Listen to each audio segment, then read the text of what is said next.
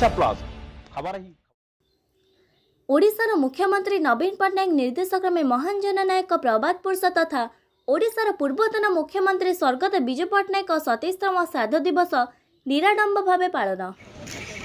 पूर्वक 14 कटक बीजेडी तरफ पूर्वतन विधायक डॉक्टर प्रभात रंजन विश्वाल नेतृत्व में सकाल 6:30 घटिका समय 14 स्थित विरूपा नदी तिल तर्पण सह विरूपा छक और जोब्रा निकट स्थापित प्रभात पुरुष विजुबाबूंकर पूर्ण अवयव प्रतिमूर्ति पुष्पमाल्य अर्पण कर दिवा 10:30 घटिका समय कृष्णाश्रमर अंतेवासी मानक फल बंटन कर मध्याह्न 12 घटिका समय 14 स्थित हिंद सेवक संघ आश्रम अंतेवासी मानक मध्याह्न भोजन आयोजन कर अपराह्न 4 घटिका समय विजुबाबू 27तम श्राद्ध दिवस उपलक्षे एक स्मृति सभा अनुष्ठित होता।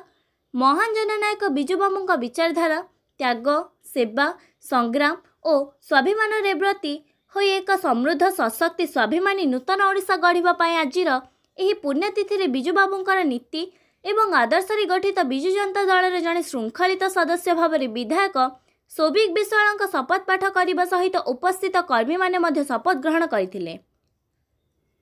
कार्यक्रम में डेप्यूटी मेयर दमयंती माझी, मानसी स्वर्णप्रभा सामल, शुभेन्दु सामल समेत अनेक हजार ऊर्ध्वकर्मी उपस्थित थिले। कटकर महेश पात्रଙ୍କ रिपोर्ट ओडिशा प्लस।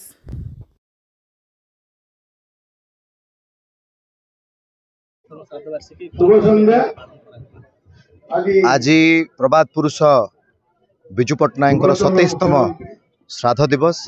आज आम 27तम श्राद्ध दिवस पालन करुचे गांधी आश्रम गांधी विहार रे।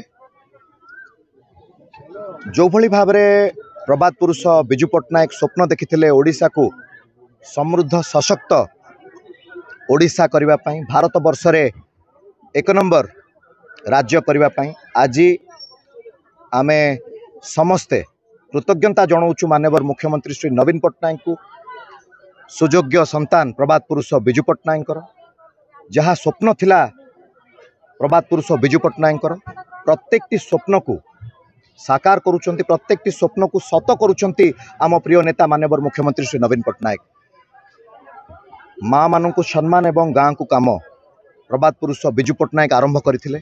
आज आम प्रिय मुख्यमंत्री माननीय मुख्यमंत्री नवीन पट्टनायक मिशन शक्ति जरिया 70 ରୁ 75 लक्ष माँ मान को आत्मनिर्भरशील कर सारी, स्वावलंबी कर सारी।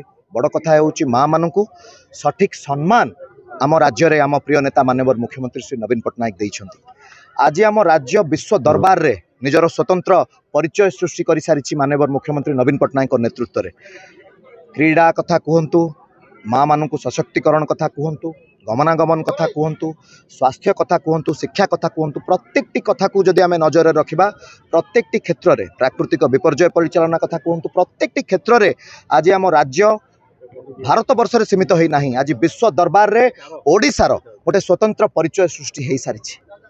आज आम समस्ते शपथ ग्रहण करिछु प्रभात पुरुष विजु पट्टनायक नीति आदर्श रे समस्ते आम अनुप्राणित एवं आम राज्य ओडिशा को कौ भली भाव में आहुरी आम सशक्त करिपारिबु, आहुरी समृद्ध करिपारिबु। आज ये श्राद्ध दिवस रे आम आज समस्ते शपथ ग्रहण मध्य करिछु। बहुत बहुत धन्यवाद।